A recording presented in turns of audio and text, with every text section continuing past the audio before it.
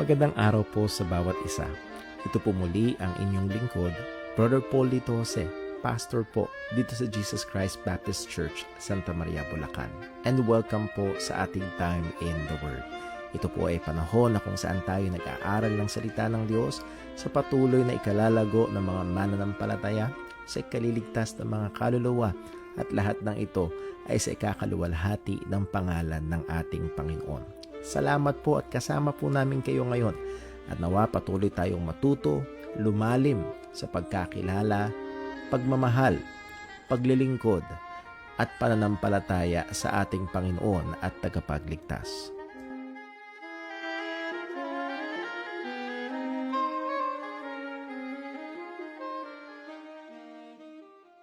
Amen. Purihin po ang pangalan ng Panginoon at muli tayo nagpapasalamat sa Diyos sa kanyang patuloy na kahabagan na tayo ho ay may buhay, may kalakasan at lalo't higit ay nagpapatuloy sa pananampalataya. Ayun, hindi ko sound check. Nawala pala yung ating mic, ano? Sound check. Gumagana ho ba yung ating mic? Naririnig ho ba? Hindi nag-o-on dito sa ating kanina, gumagana, biglang nawala. Naririnig po ba? Wala kasing indication na meron. Yan yung i-check ko lang. Check ko.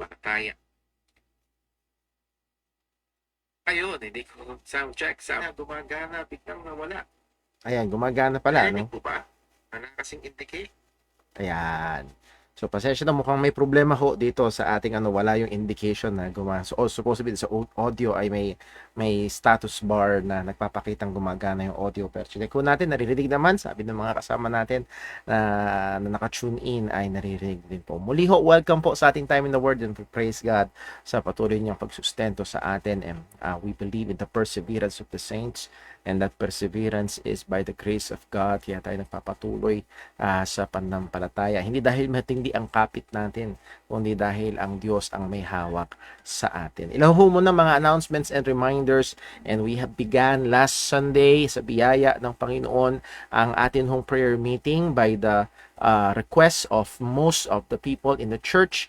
Ay inilipat po natin ng Lord's Day or ng Sunday ang ating prayer meeting at sa biyaya ng Panginoon ay napakaganda na naging resulta, record-breaking attendance ng ating prayer meeting at excited na maraming mga kapatiran. And let's do pray and hope and persevere sa mga bagay na ito at nawa patuloy tayo magbigay luwalhati ho sa Panginoon. So muli ho ay napakaganda yung online, handun pa rin, pero mas maraming mga makapatiran ang nakakasama ko natin dito sa church. Pag-pray po natin yan. And ilan pa hong mga announcements, pray natin patuloy. Si Brother Dave kahapon ay nagkaroon ho siya ng programming muli sa kanyang yung kanyang naging operasyon ho sa kanya at nawa ho ay pag-pray natin na mabigyan ng wisdom at kahusayan yung mga doktor na makuha yung quote-unquote tamang timpla o tamang calibration na programming para ho pinaka the best na makatulong sa ating kapatid. And then isa pa ho, patuloy na hinihiling ng Panunsya family ang panalangin para ho sa kapatid ni Brother Jerome Panunsya, si Ate Alea Panunsya. Nakalimutan ko yung apelido at pag-pray ho natin that nagkaroon siya ng brain aneurysm. As far as I understood, siya ay a teacher by profession. She is the breadwinner ng kanilang pamilya sapagkat ang kanyang Mr. ay PWD at nakaschedule siya pa sa panibagong brain surgery 3 months. In 3 months sapagkat meron pa ulit isang aneurysm sa kabilang side. So pag-pray ho natin at shinare sa akin ni Brother Jerome ng isang video na nagre-respond yung kanyang kapatid at nakakausap yung kanyang kapatid, conscious yung kanyang kapatid. So purihin ang Panginoon at patuloy natin ipag-pray. And thank you daw po sa mga nag-pray. And again, ina-update din naman po ni Sister Maristo sa group chat ng ladies. So patuloy natin ipag-pray po ang ating mga kapatiran. And muli, if you have prayer requests at kahit hindi ganun ka-emergency, ay please do share sa ating mga group chats para maipag-pray ho tayo ng ating mga kapatid. That's one of the benefits that we have sa ating panahon sa providensya ng Panginoon ng teknolohiya ay napakadali. Okay, so those are our announcements. So muli, this coming Friday ay wala ho tayong prayer meeting dahil inusot natin ng Sunday. Ang ating gawain dito sa church ay pag-pray ho natin at nawa ho ay pag-pray nyo rin. No? We're cooking up some ideas na alam ho natin nung in-announce ho natin maybe July, August ay supposed to be magkakaroon ng Ladies Fellowship and it got pushed back in the back burner. So pag-pray natin, Lord willing, this coming September, we are planning last Sunday ng September, pag-pray ho natin yan for the ladies at nawa ho ay maging maganda ang time ng fellowship po yan para sa atin ho mga kababaihan. Okay, so those are our announcements and reminders. Oh, by the way, pag-pray natin ang parating na Youth Conference November 27. At kung meron ho nakikinig sa atin dito na hindi po taga rito sa JCBC at nais nyo, kayo ay kabataan, nais nyo maging kabahagi sa gawain na ito, please let us know, ako or si Brother Darren Velasco, and para ma-accommodate po namin kayo. Okay, at tayo ay manalangin at dumako ho tayo sa ating lesson ngayong gabi. Let us pray. Panginoong Diyos, o aming Ama, aming pinupuri ka at pinapasalamatan ka sa iyong katapatan. Namamangha kami, O Diyos, kung gaano kahaba ang iyong pasensya. Tunay ang iyong salita na ikaw ay mabagal sa pagkagalit. O Panginoon, kung igagawad mo ang nararapat sa amin, sa aming mga gawa, sa aming mga kalagayan. O Panginoon, alam namin na hindi kami karapat-dapat sa anumang mabuti at maganda. At karapat-dapat kami sa agarang parusa. Pero o Diyos, hindi ka lamang mahaba ang pasensya, kundi Panginoon, ikaw ay sumagana sa amin sa biyaya at pagmamahal na ibinigay mo si Kristo upang kami ay magtamo ng kaligtasan. Salamat o Diyos sa mga katotohanan ito at Lord, as your word instructed us and commanded us that we should walk worthy of the gospel. Tulungan mo kami na mamuhay sa kaparaanan na karapat-dapat, nagiging palamuti at hindi nagiging kahihiyan sa ebanghelyo ng aming Panginoong Hesukristo. Tawarin mo kami sa aming mga pagkakasala, O Diyos. At ngayon, O Diyos, sa aming pag-aaral, bigyan mo kami ng mga mata na nakakakita, mga tainga na nakakarinig. At sapagkat kailangan namin ng iyong katotohanan, sapagkat ito ang patuloy na magpapalaya at magpapabanal sa amin. At upang kami ay lumakad na nagbibigay luwalhati sa iyo. Muli, Panginoon, aming diadalangin sa iyo ang aming kapatid na si Brother Dave. Tulungan mo po siya, kanyang buong pamilya, maging kanilang mga pangangailangan, and also ang kapatid ni Brother Jerome, si Ate Alea. Una, O Diyos, ang kanyang spiritual na kalagayan. Nawa, O Diyos, kung siya hindi pa tunay na mananampalataya, maawa ka po, Panginoon. Ngayon din mag-supply sa kanilang mga pangangailangan. Bigyan po ng comfort ang buong Panuncia family sa kanila pong pinagdadaanan. Lahat ng ito, Panginoon, ay aming dinadalangin sa ngalan ng aming Panginoong Hesukristo. Amen. Okay, so dumako ho tayo sa ating pinaka-lesson ngayong gabi. And we are still in the doctrine of man. And medyo palapit na tayo sa ending ng lesson ho natin ngayon. And I'm still deciding kung ano ho ang pinaka magiging kasunod ho na ating lesson, and we have been tackling about the soul and the spirit, the immaterial part of man, and itutuloy po natin ito. So let's have a review. Ang tao ay nilalang sa wangis ng Panginoon, and we studied kung anong mga implications niyan. At ang tao ay nahulog sa kasalanan. Ano ho ang ating mga magulang, si Eva at si Adan, and bahagi niyan ay yung consequence ng pagkahulog sa kasalanan, yung original sin. That's why we believe that all men are born depraved. Ano ho? That means man in his totality is affected by sin. Ang kanyang will, ang kanyang mind, ang kanyang heart, ang kanyang volition, lahat. That's why ang tao ay ayaw sa Panginoon. Ano ho? The carnal mind is in enmity against God because of the effect of sin. And then pinag-aralan din natin ang issue patungkol sa mga bata, and we arrived in the conclusion that yes, by the grace of God and through the Lord Jesus Christ, ang mga bata ay uuwi sa piling ng Panginoon. Because to them, sabi nga ni Kristo, ay for of such is the kingdom of God. Now, pinag-aralan natin ang human body and New Testament teaching patungkol sa human body. Certain ang death, liban na lang kung aabutan ng pagbalik ng ating Panginoong Kristo, as Paul said sa 1 Thessalonians. And then sa ethics of self-control, there must be lalo na sa ating mga nagpapakilalang mananampalataya, Ang sabi ni Pablo, yung mga atleta, nandun yung self-control. Ganun din dapat ang mga mananampalataya kung gaano kasigasig. Sabi nga niya, so run. In that way, run with all seriousness. And that requires the discipline of the body and how we live out our lives ay malaking epekto maging sa ating patotoo.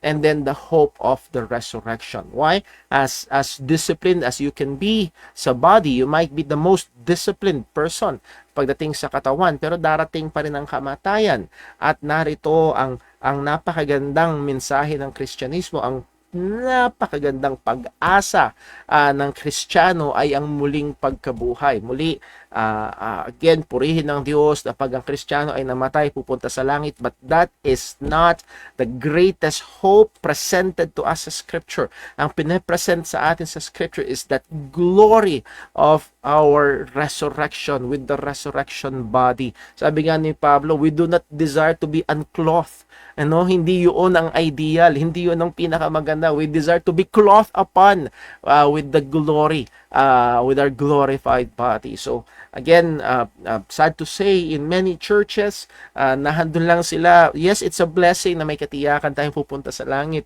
Pero again, that's not the primary Christian hope.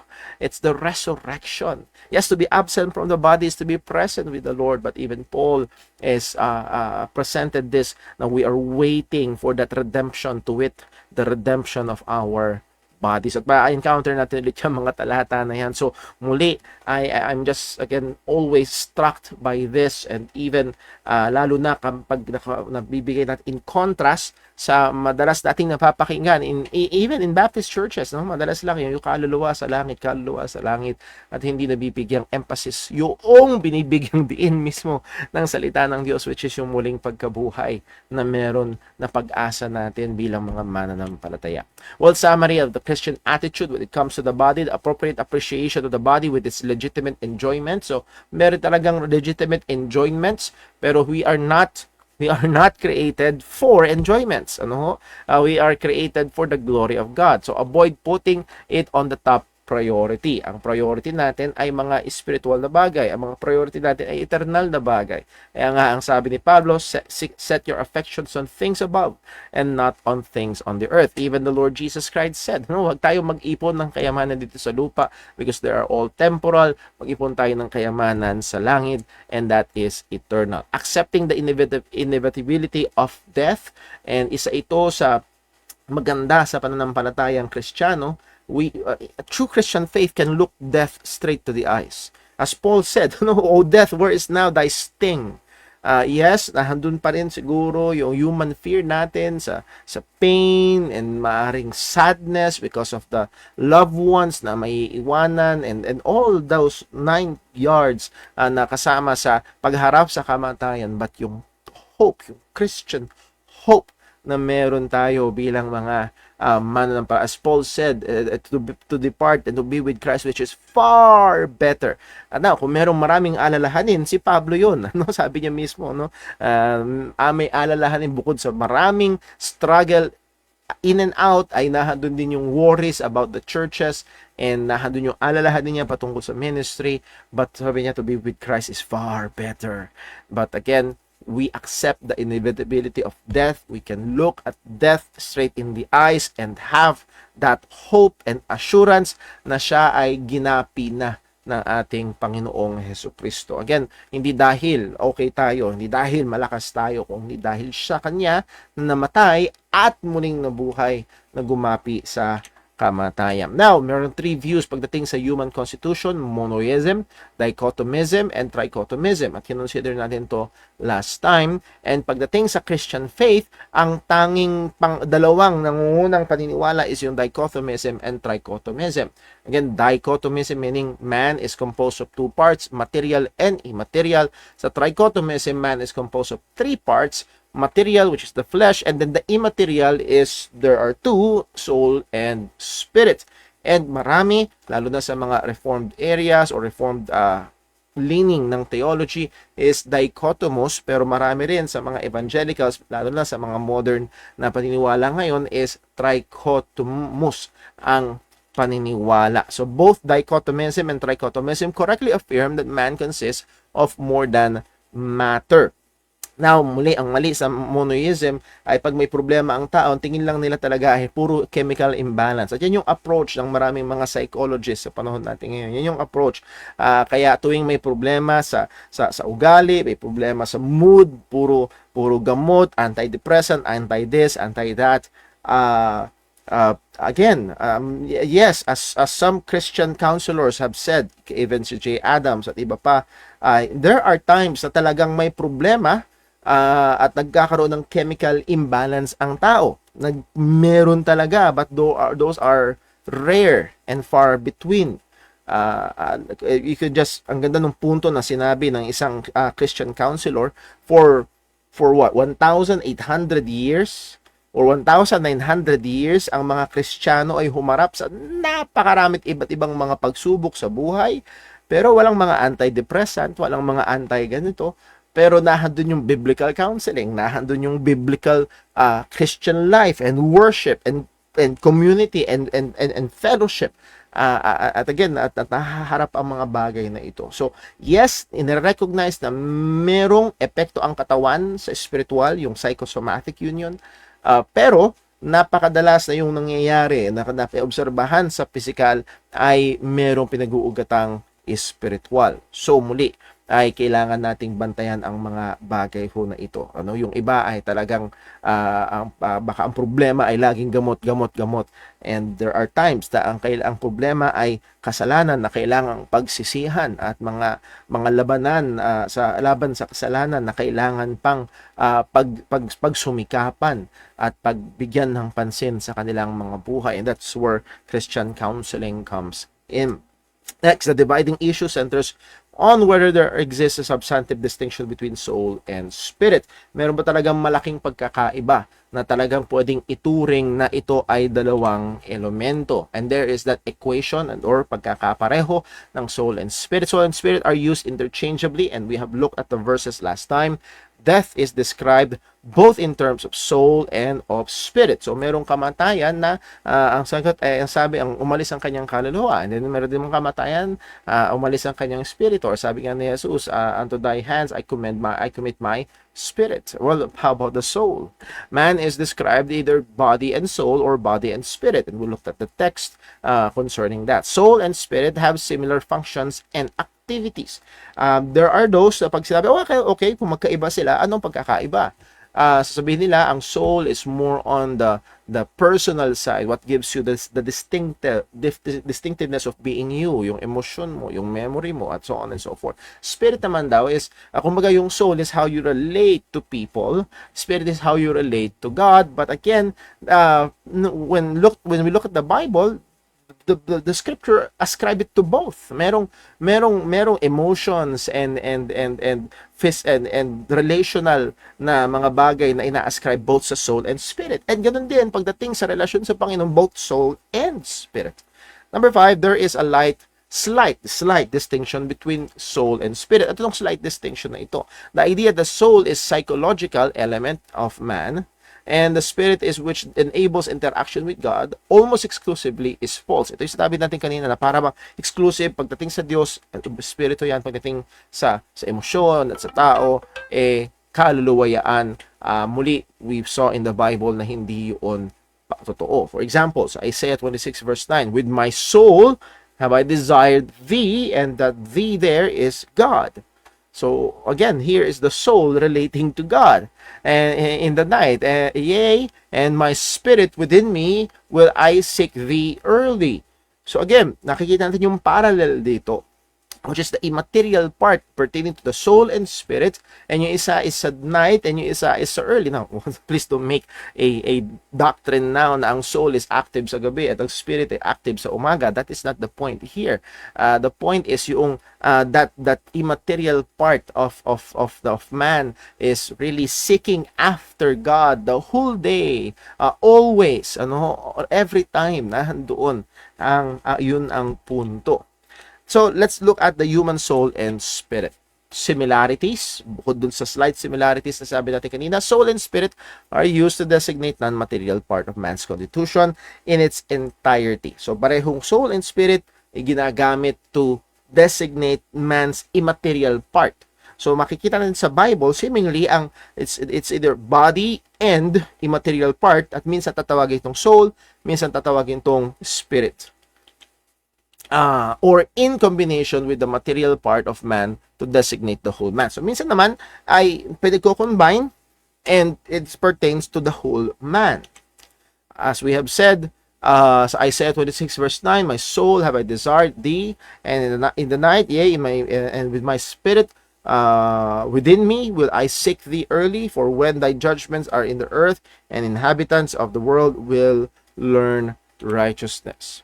So, pagdating sa soul, sa Matthew 10:28, ang sabi, and fear not them which kill the body, but are not able to kill the soul.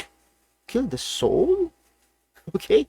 Namatay yung kala pa ba ay immortal? Okay, now, dyan, sa word na gamit na soul dyan, again, yung word na kill, it's not necessarily to end. Alam natin na immortal ang soul, yung immaterial part ng tao, but ang punto diyan is to destroy, finally to send to condemnation.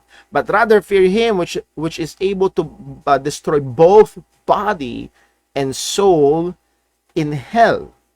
Okay, so yun yung ibig sabihin noong kill the soul is to destroy in hell, and that is for eternity.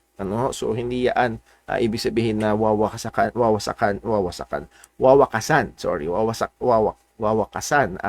ang kaluluwa. So muli, nandun yung both soul and body. Then the spirit, sa 2 Corinthians 7:1, having therefore these promises, dearly beloved, let us cleanse ourselves from all filthiness of the flesh and spirit.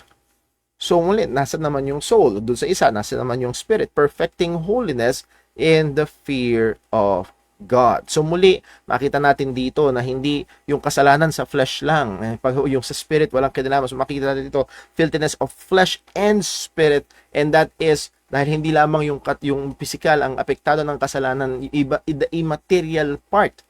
Yung buong tao ay kailangang hugasan ng ating Panginoong Hesus Kristo. And must pursue holiness, both body and soul. That's why, ang sabi nga ni Pablo sa 1 Corinthians chapter 6, glorify God in your body and in your spirit, which are God. So both. Similarities. Number 2, soul and spirit are used to designate man's disembodied state. Denotes the entity that leaves the body at death. So again, nandun yung similarities. Kapag ang tao namatay na, kita natin ito last time o last week, ay pinapatungkulan na yung kaluluwa ay lumisan o yung spirito ay lumisan. Now, either term is sufficient to describe that entity. Yung immaterial part ng tao na umaalis o humihiwalay sa kamatayan, both terms ay ginagamit, soul and spirit. So it's sufficient to describe that entity, but the two terms are not used together in this regard. Walang kailanman sa Bible and his soul and spirit departed. No.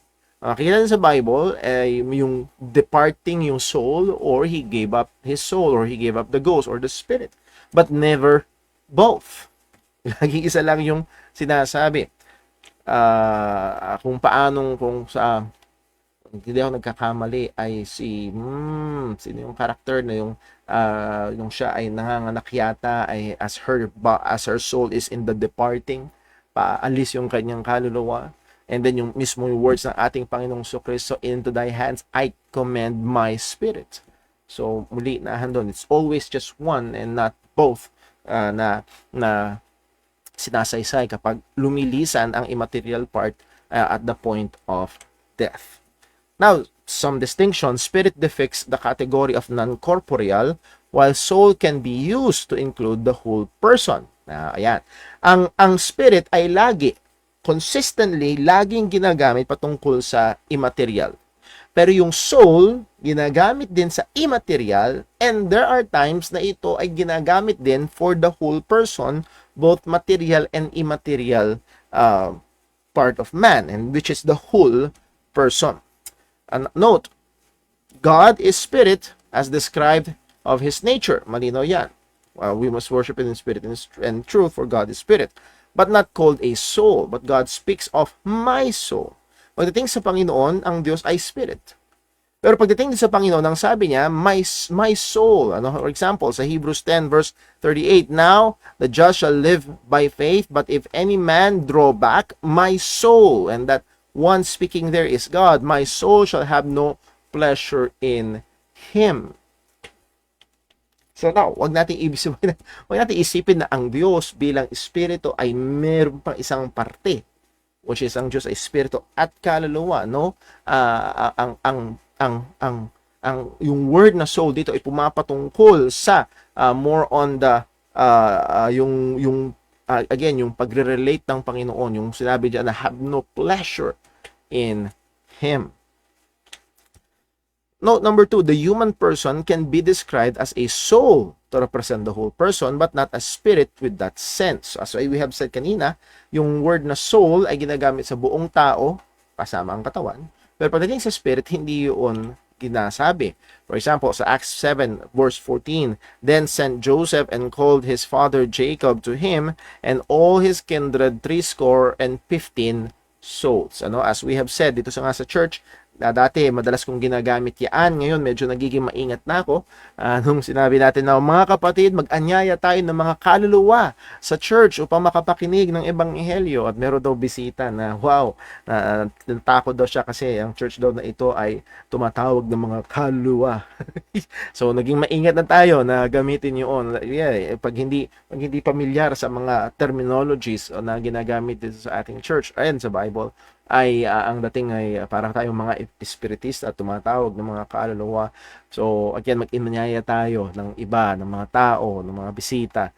So we prefer to use that term just to avoid the misunderstanding. But the point here is this, yung word na soul ay ginagamit patungkol sa mga tao, both yung buong tao.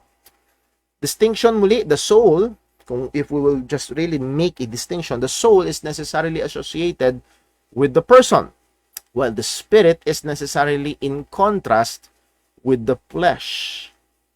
So kung makikita natin, yung soul ay associated sa person, that is, kasama yung kanyang katawan, yun yung kanyang mga, yung personhood niya, and then the spirit is necessarily, madalas, ginagamit when it's contrasted to the flesh and bone and yung body.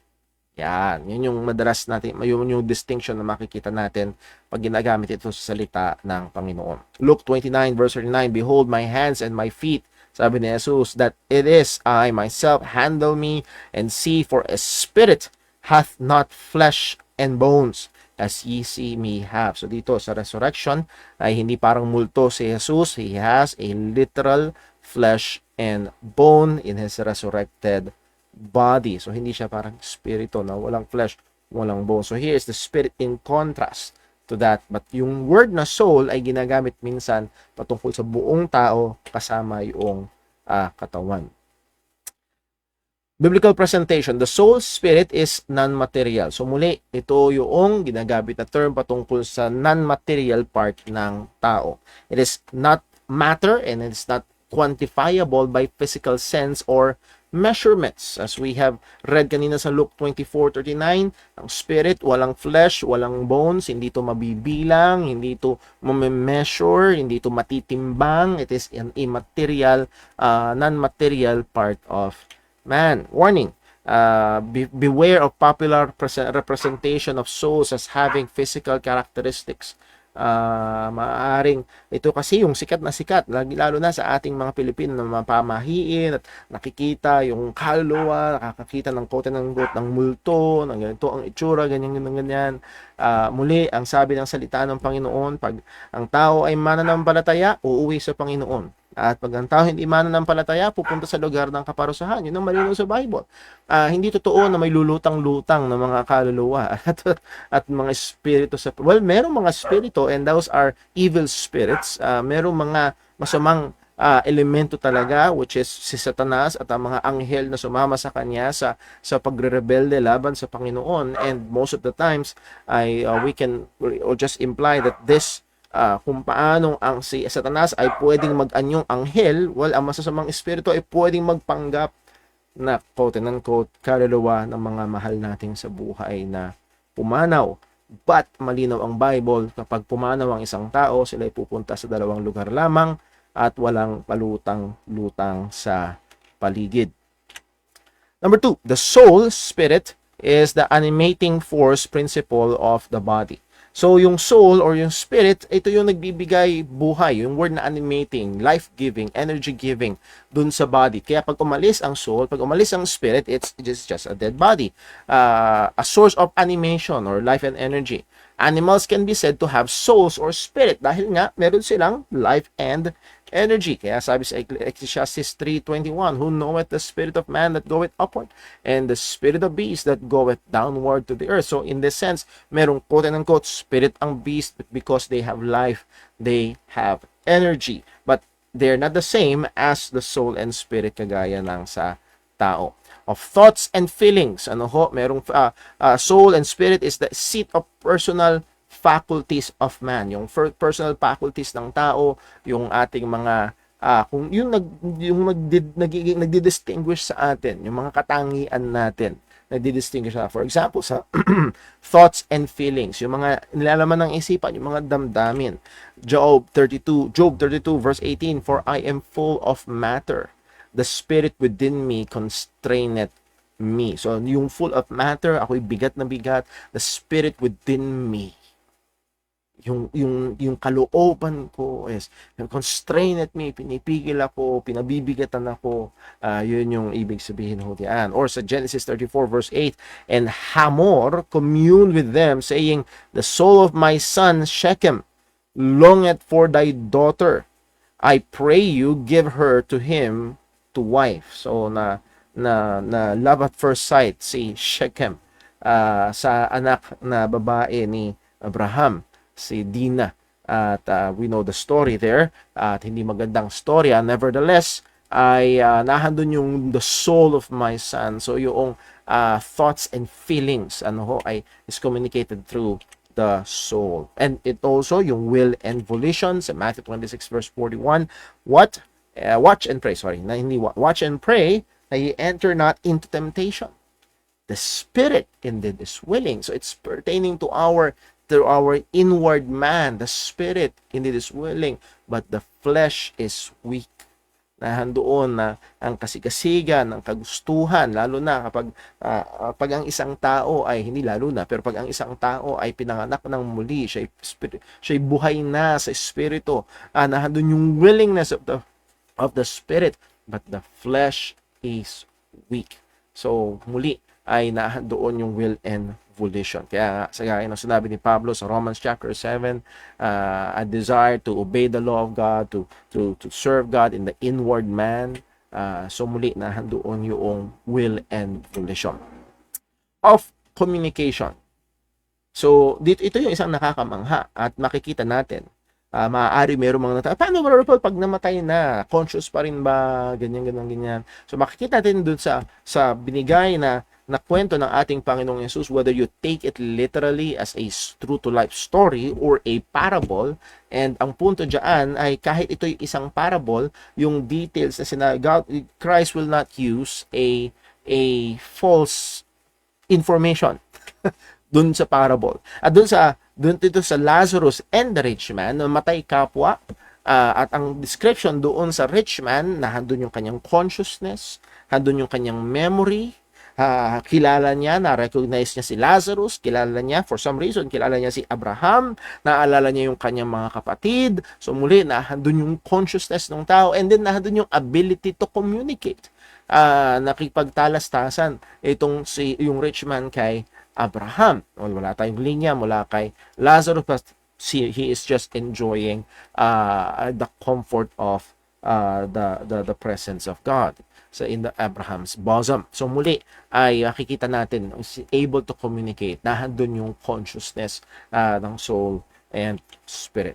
Point The dead body from which the spirit has departed, or the soul has departed, sabi nga ng James chapter 2 verse 26, for as the body without the spirit or soul is dead, so is faith without works is dead. So ginamit yung analogy na yun. So pag wala na ang immaterial part, patay na ang kaluluwa. So it's not equivalent to the whole person. Yung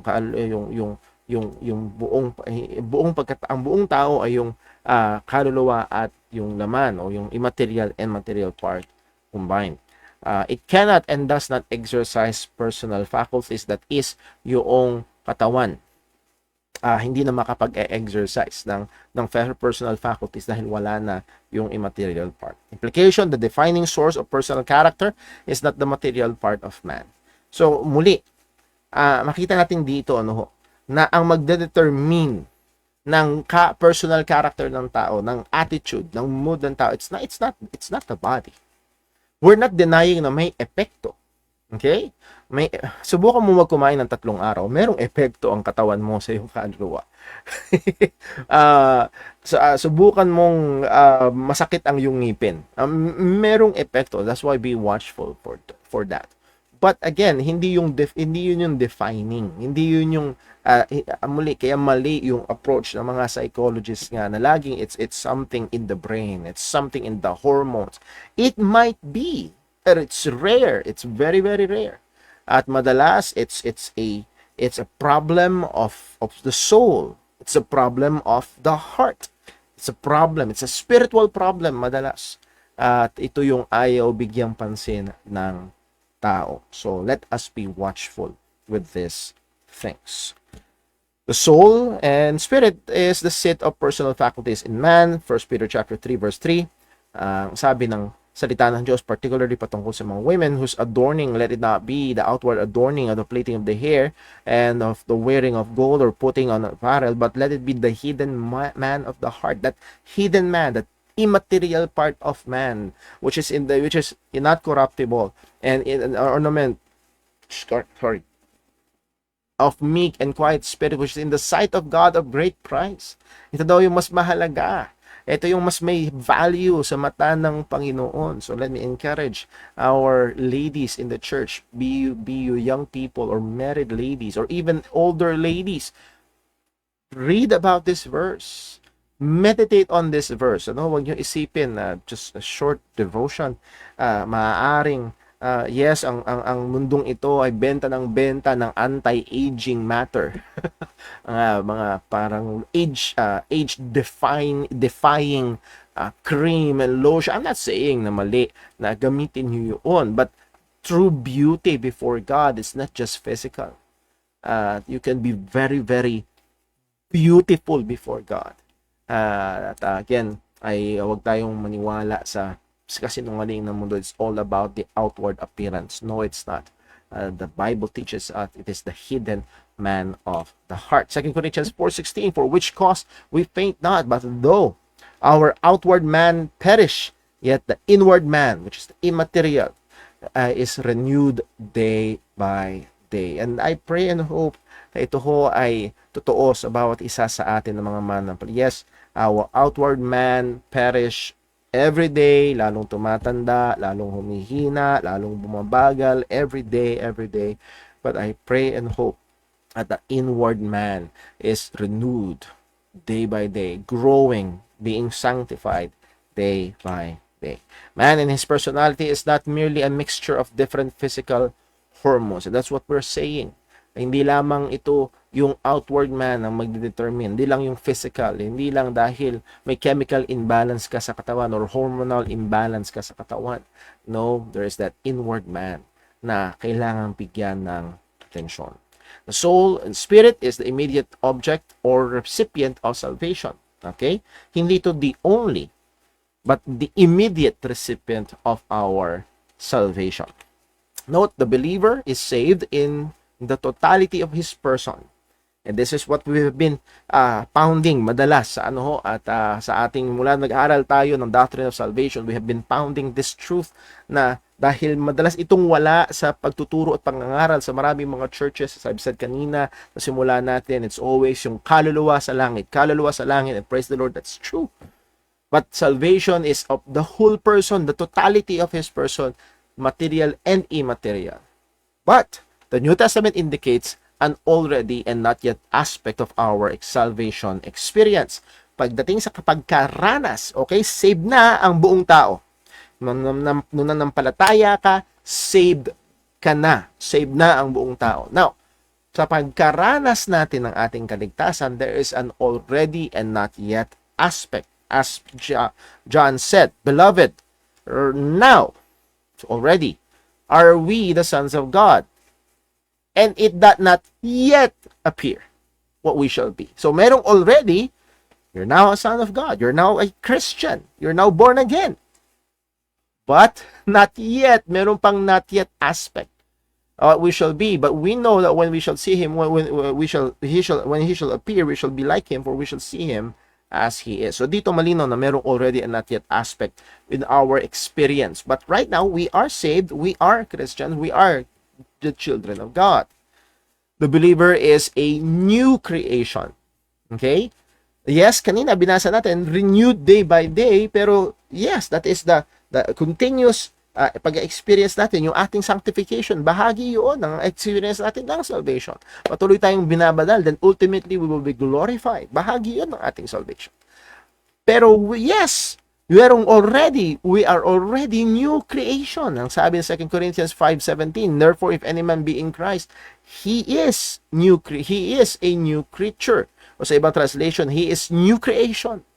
All things are passed away. Behold, all things are become new. The believer has a sure hope of heaven.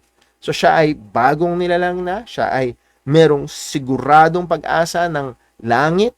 Muli, yung spiritual aspect, because it is the immediate recipient ng kaligtasan. For I am straight betwixt two, sabi ni Pablo, having a desire to depart and to be with Christ, which is far better. The salvation of the body is in the hope of the resurrection. So muli, merong already, at pag ang Kristiyano ay namatay bago bumalik ang ating Panginoong Jesucristo, he will experience that. Yung pagkaligtas, yung kanyang spiritual na kaligtasan. But yung body ay merong future hope, as we have studied sa Romans chapter 8, verse 23, and not only they pertaining to creation, but ourselves also pertaining to believers, which have the first fruit of the Spirit. Bakit believers? Well, nasa atin daw ang first fruit ng banal na Espiritu, unang bahagi, which is the earnest of our salvation, the Holy Spirit. We are indwelt by the Holy Spirit. So ito'y para sa mga totoong mananampalataya lang. Even we ourselves groan within ourselves. So you're a Christian, you are not exempted from groaning. We are not exempted from groaning. So muli, yung mga pangangaral ng prosperity gospel preachers na basta malapit ka lang kay Lord, wala ng problema, that is totally contrary sa salita ng Panginoon. Meron tayong hinihintay. So already, we are believers. We have no more condemnation, but we are waiting. Not yet, but we are waiting. Meron tayong not yet part for the adoption, to wit, the redemption of our body. Hinihintay natin ito bilang mga mananampalataya. Number 5, the soul and spirit is in harmonious unity with the body. So, again, hindi lang puro katawan, nahandoon ang kaluluwa at espiritu, not just the material, but the immaterial part, at nahandun yung unity nito na nahihiwalay lamang sa kamatayan at muling magsasama sa muling pagkabuhay.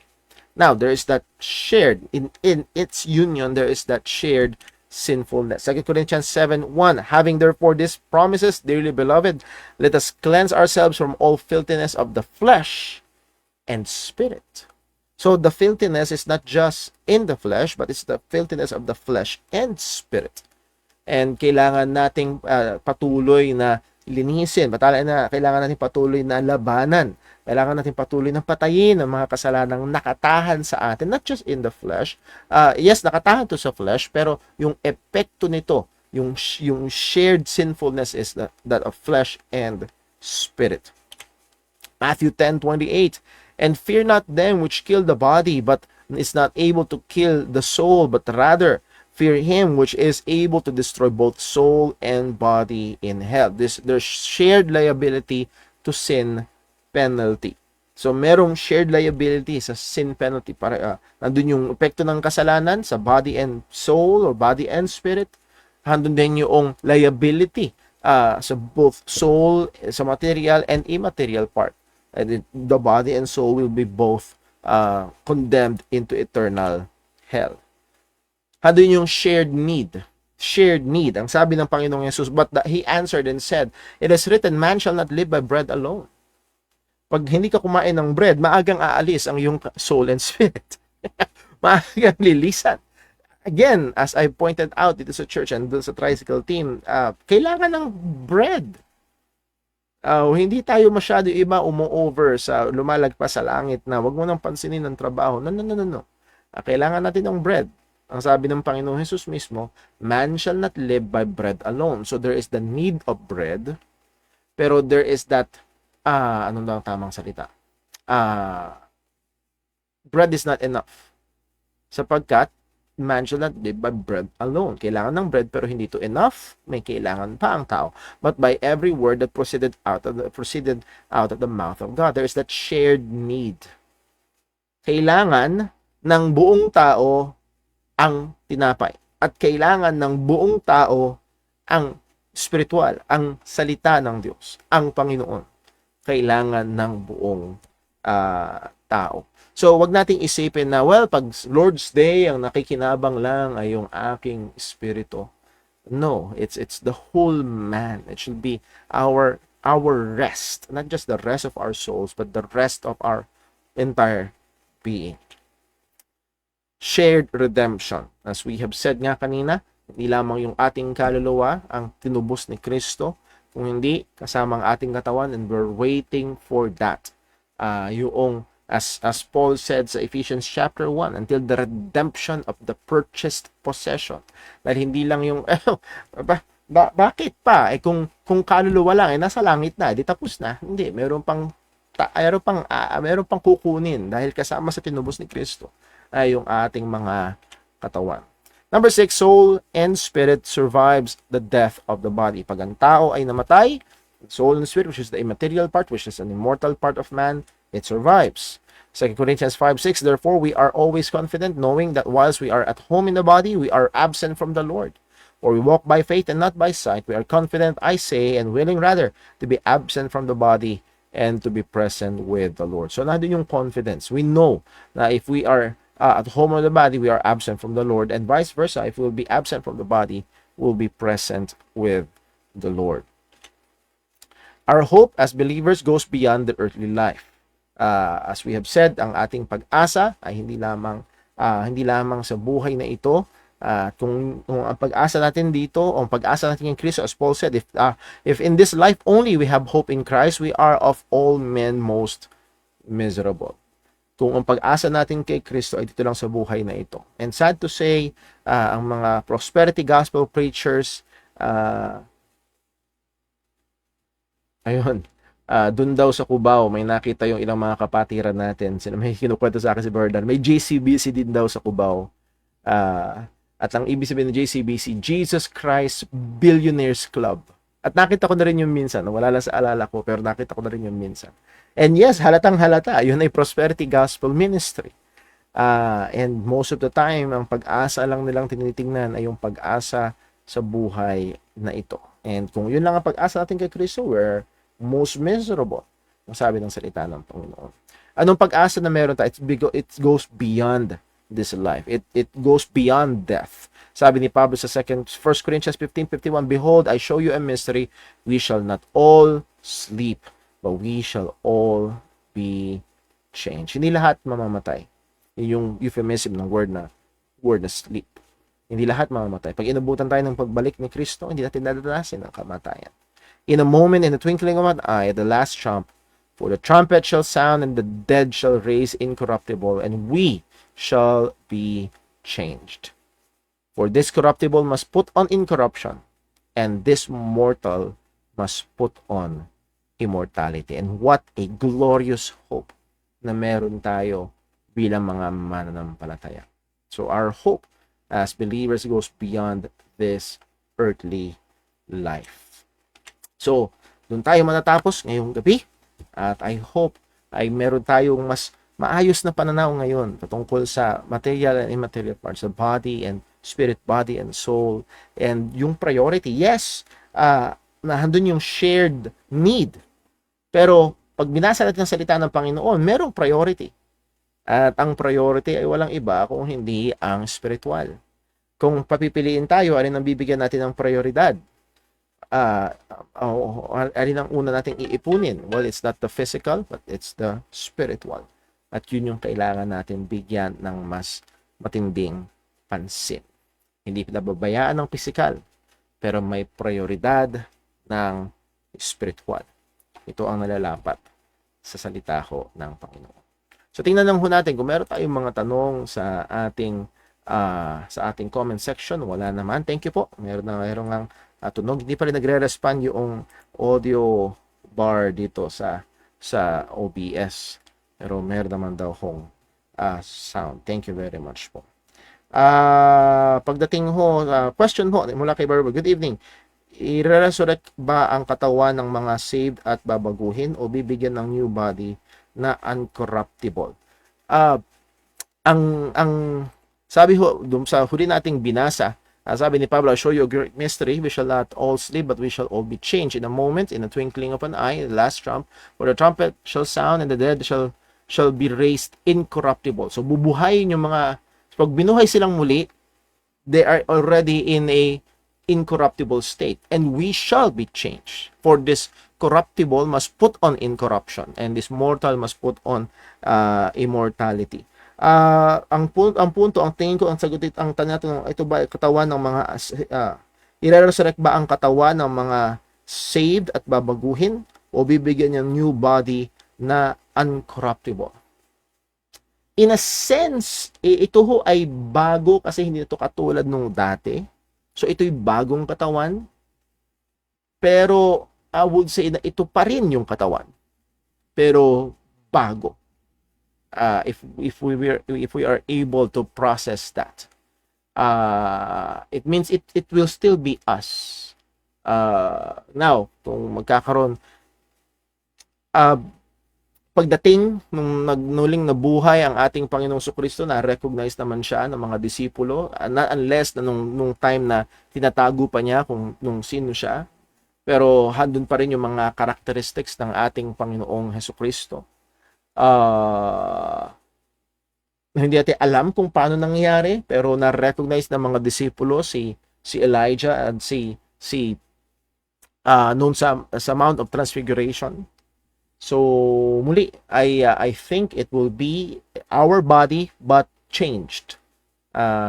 Ang ginamit na salita ko sa salita ng Diyos ay we shall all be changed, babaguhin. So higit sa malamang ay yes, in a sense it is new, a new body, pero yun pa rin, tayo pa rin yun. So tingin ko yun yung the best na pananaw ko sa bagay na yun. Hopefully mag-grasp natin. Number next, yung spirito na inihinga ng Diyos sa tao, what will happen pag namatay ang tao? Again, yan ho yung view nga na may part na spirito, na yun yung spirito ng tao.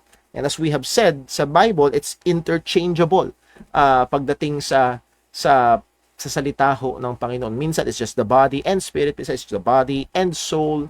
Ang ano ho niyaan ay isang tanong din ay paano pag sa muling pagkabuhay ay yung bang babalik ba yung spirit na yon sa tao? Dahil mabubuhay muli siya bilang isang katawan, di na ba niya kailangan ng espiritu?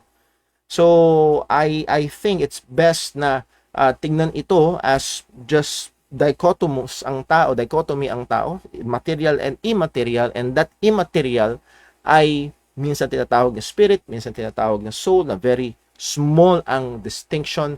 So yung spirit ng tao, which is inihinga ng Panginoon, yun din yung kaluluwa ng tao, at ito ang magdedetermina ay kung siya ay mananampalataya or hindi. Kung siya ay mananampalataya, pupunta sa Panginoon. Kung siya ay hindi mananampalataya, pupunta sa kapahamakan. And pagdating sa muling pagkabuhay, there will be just that rejoining of body and spirit or body and soul, and pupunta sila kung saan sang-ayon sa hatol ng Panginoon, at ang mga mananampalataya ay uuwi sa Panginoon. Ano ho, ang mahirap ho doon ay kapag isa sa matinding challenge ng trichotomy o trichotomous na paniniwala is okay, let's take na body, soul, and spirit, at magkaiba ang soul and spirit.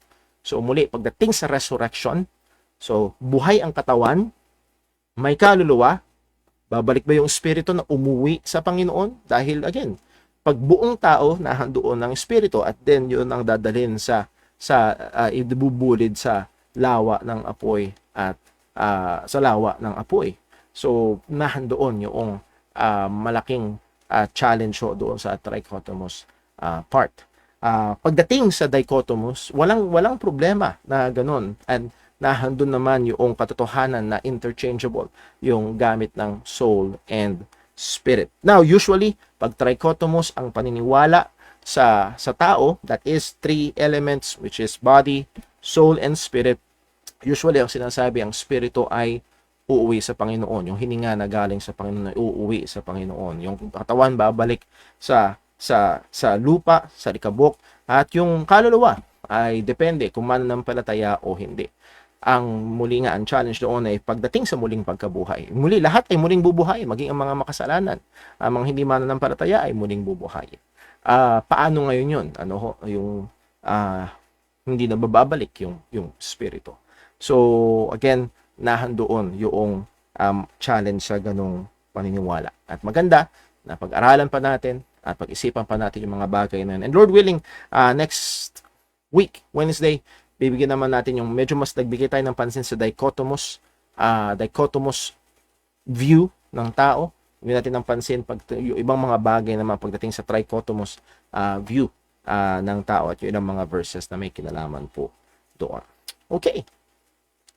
I believe kung tayo matatapos, si Brother Eric ay meron tanong, meaning po ba, Brother Paul, yung mga deaf and mute ay magiging normal na sila sa pagbabalik ni Christ? Well, as far as my conviction, though wala tayong clear na sagot sa Biblia with details, dahil merong mga nagsasabi na nung si Jesus daw ay nasa glorified body, na doon pa rin yung butas niya sa kamay at sa tagiliran, therefore ma-maintain yung mga physical na defects. At pag kineri over natin yun, well, yung paano yung mga putulang paa, or paano yung mga bulag, yun nga, mga bingi, will that carry over? As far as my understanding goes, lahat ng epekto ng kasalanan ay mawawala. Yung corruption, we will be in a glorified state. So I'm more on, though yun nga, wala tayong definitive statement sa Bible, but I think it is more reflective sa kung pag tinasa ng salita ng Panginoon, nilikha ng Diyos si Eva at Adan, it will be very good. No, it was very good. So it was perfect. And I think dun sa bagong katawan, incorruptible na katawan na ibibigay sa atin ng Panginoon, it will be also perfect. So mas leaning ako doon sa those physical disabilities na dulot ng kasalanan is most probably will be not existent sa muling pagkabuhay. Now, merong mga views nga again, hindi definitive. At ang sasabihin lang nila, well, dahil sa Kristo na-retain yung kanyang sugat sa paa at sa tagiliran, mare-retain din yung ating mga physical disability sa muling pagkabuhay. Pero meron na tayong bagong pananaw, bagong kaisipan, at hindi mo na titignan yun bilang mga bagay na kulang.